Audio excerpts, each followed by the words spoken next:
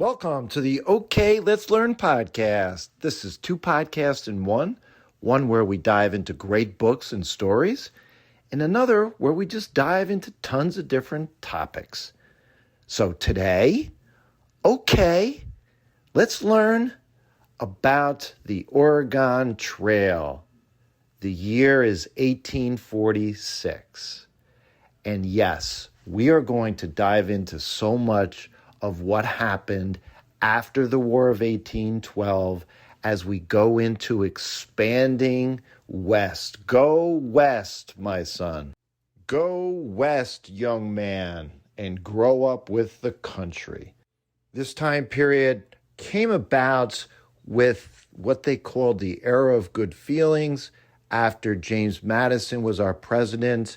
His contemporary, his protege, another of the Virginian Democrats, James Monroe, was our president. And talk about a time period where there wasn't really a lot of dissent. We had this party called the Federalist that basically was wiped off the map in terms of popularity and being important in our society because they were against the War of 1812. So here we have this idea of, yes, everything going well, and we have this wide open territory to the west. And there was this idea of manifest destiny. It was this belief that our country was divinely ordained to expand, spread democracy, capitalism, and the American culture across our continent from sea to shining sea, all the way from the Atlantic Ocean to the Pacific Ocean. So this was the environment that people found themselves in. And wow, are we going to actually uproot our family and move and go west? So how did all this happen? It started in 1803, prior to the War of 1812. President Thomas Jefferson doubled the size of our country overnight with the Louisiana Purchase. If you look at the map back at this time, the amount of land that was purchased, it was just huge. We're talking about 15 present-day United States, stretching all the way from the Gulf of Mexico northward to the Canadian border. I mean, the eastern edge, Louisiana, Arkansas, Missouri, Minnesota, and then the western and northern parts of this purchase, you're talking about all the Great Plains, the upper plains of North Dakota, South Dakota. You're talking about the northeastern section of New Mexico. And then, all the way, like I said, smack through the middle of Tornado Alley, Nebraska, Kansas, Oklahoma. It's unfathomable to understand how this just one purchase enabled our country to grow in size. But of course, we had no idea what we purchased. I mean, we did, but we really didn't.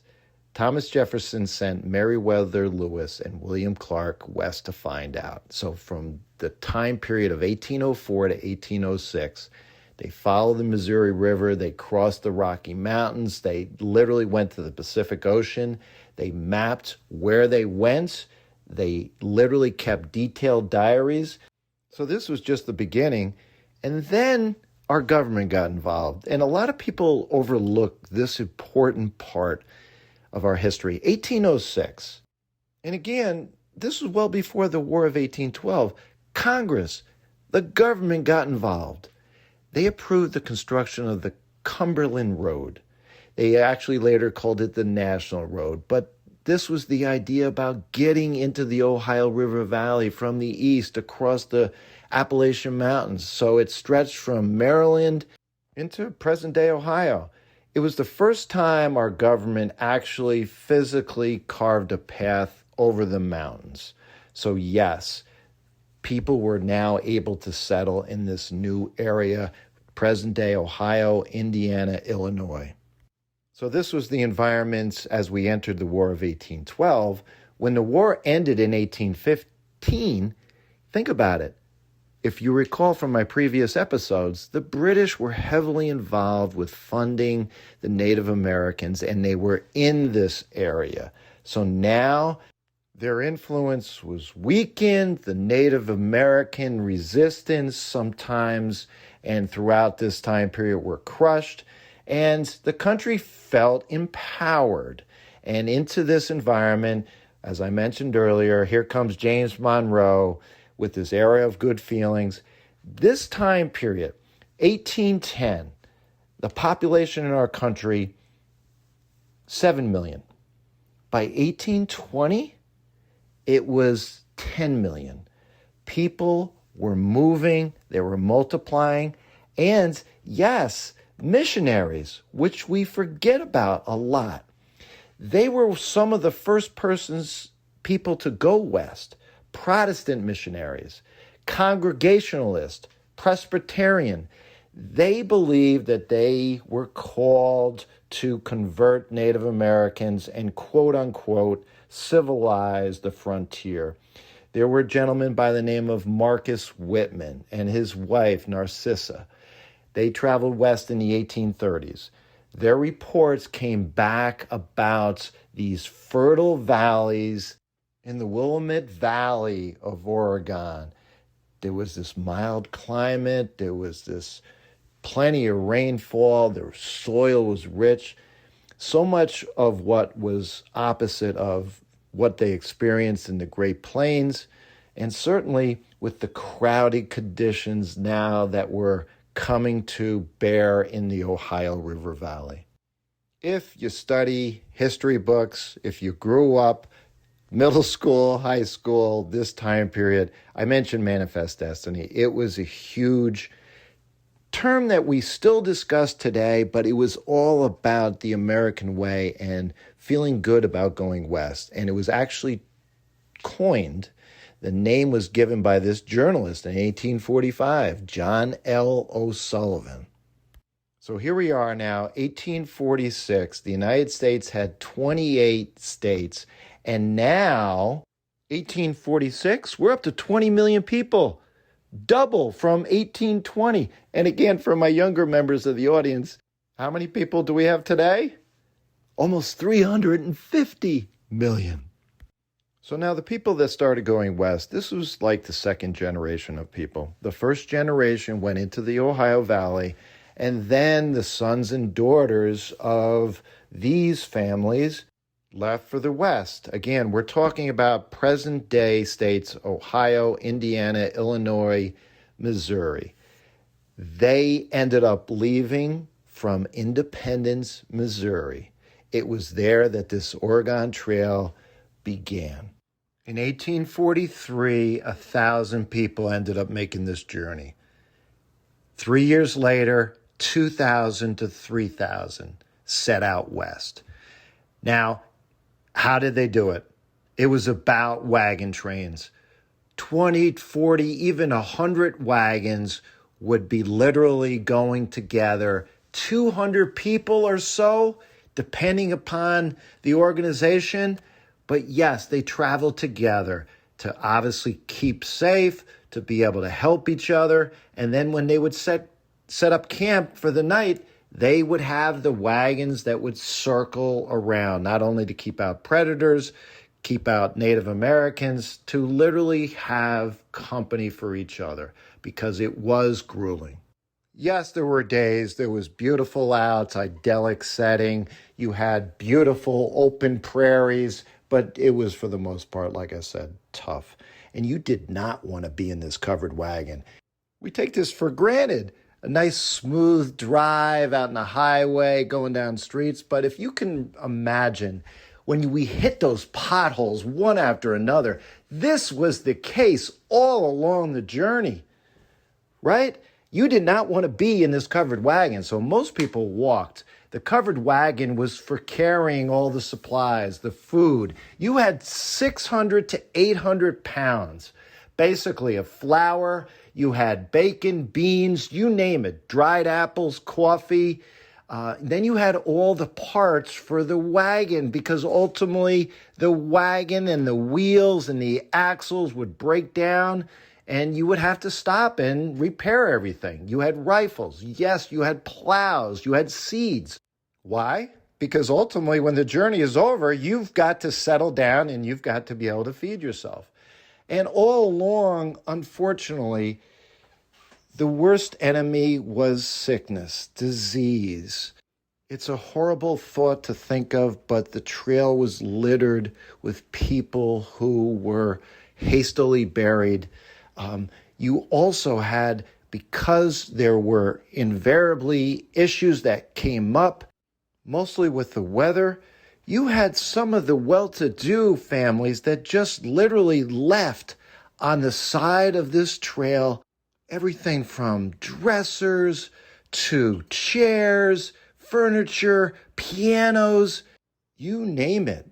We know all this again because diaries survived, firsthand accounts of people that wrote of their experiences. One person that wrote in a diary in 1846 talking about leftovers. The road is lined with cast-off stoves and broken bedsteads as though a town had been emptied into the wilderness. Probably one of the most infamous journeys out on the Oregon Trail, which we will cover in another episode, is the Donner and Reed family. They actually wrote, Virginia Reed wrote in June of 1846, "We have done well so far. The cattle are strong. The children are in good spirits." But because this Donner and Reed family had relied on a survey of someone who turned out to be wrong, they ended up going through a pass in the Rocky Mountains, made a fatal mistake. They did not get through the Sierra Mountain Range. They were there in the wintertime. And yes, they resorted to cannibalism. Horrible, horrible story. It was this lesson, unfortunately, with some of the earlier travels, lesson learned, because so many things were unpredictable. You needed to leave. This journey took 4 to 6 months. You needed to leave in early to late spring to get there before the winter started. And ultimately, the average person on the Oregon Trail traveled 10 to 15 miles a day, especially through the Great Plains. If you're driving through there, you're seeing nothing but farmlands today, and the horizon just seems to never end. There's no mountains, there's no hills. And one traveler, again, in a diary had written, you talk about monotonous, boring, the same sun, the same dust, the same endless earth.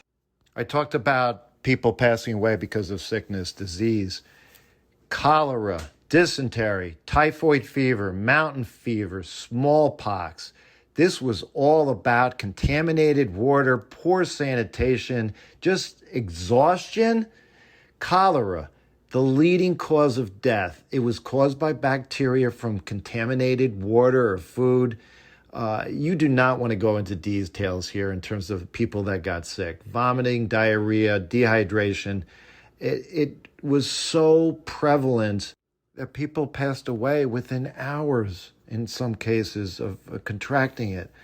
So as much as we look back on this as the mythology of the pioneers and the amazing time, the wide open frontier, but there was nothing but misery day after day. And ultimately, you may think, well, why didn't they just settle down in the Great Plains?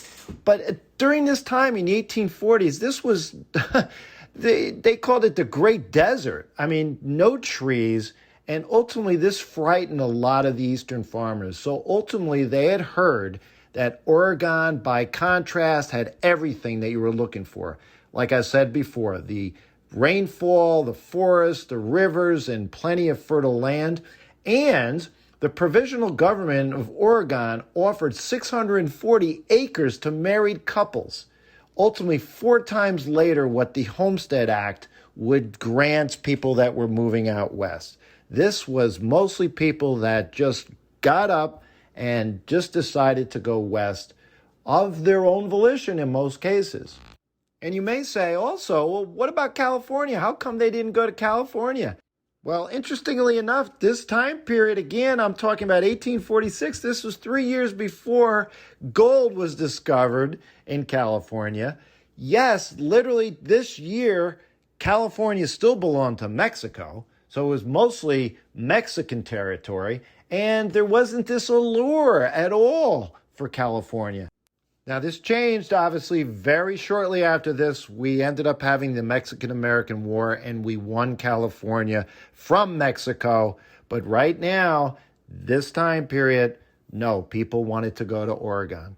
Now, the people that made it all the way to Oregon, ultimately years later in 1862, I referenced this before, but there was this Homestead Act that was signed by Abraham Lincoln that further incentivized people to go west. So the ultimately people that settled down, what did they get? They got up to 160 acres of federal land.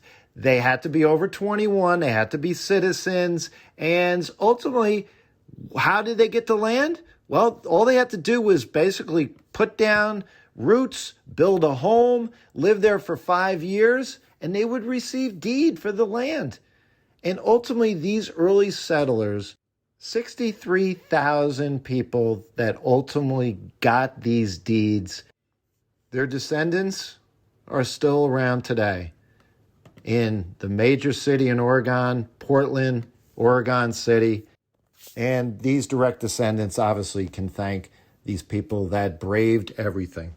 Now, to wrap up our podcast, you may be thinking, other than the diseases, the cholera, the sicknesses, what else did they have to contend with? River crossings, drownings, overturned wagons.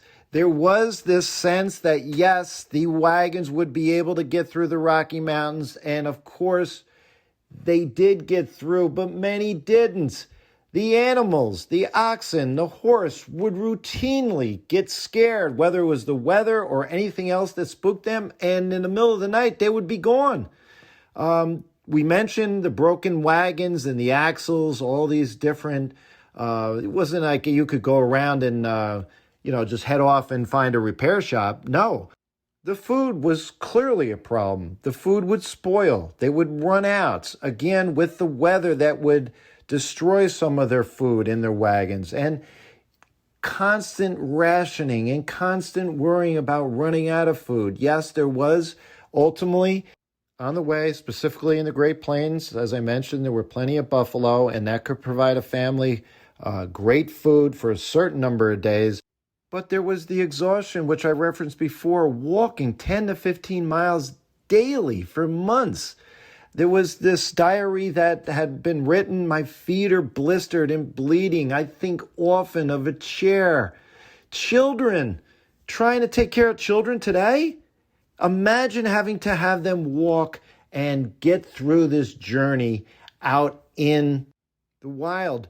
And mountain passes, steep climbs, narrow ledges, vertical descents in some cases. Just anytime you're driving by any kind of long mountain road or even any kind of suburban area, and you just look at some of these hills that, yes, we don't have to travel, but they did. And the dust, certain days going through the Great Plains, it made it impossible to see where they were going at times. Just even seeing the oxen that were pulling their wagon, they struggled. Not only the people struggled to breathe, but cattle struggled to breathe. And they had this taste of the air, the dusty air in their mouths for days at a time. Difficult to sleep, difficult to literally get through an average day. Now, as we wrap up the podcast, one thing I do want to bring up that is interesting, at a certain point when a lot of people are heading out, this became this like giant moving marketplace, especially as the Platte River, people would cross that. There were entrepreneurs that ended up charging fees just to cross the river. So there was these ferry services that helped a lot of people, but ultimately it got backed up. It was like a traffic jam at certain spots. And yes, again, I say entrepreneurs set up blacksmith shops. There were trading posts. And yes, the Native Americans did a lot of trading. And this helped out a lot of the people that were successful ultimately getting out to Oregon.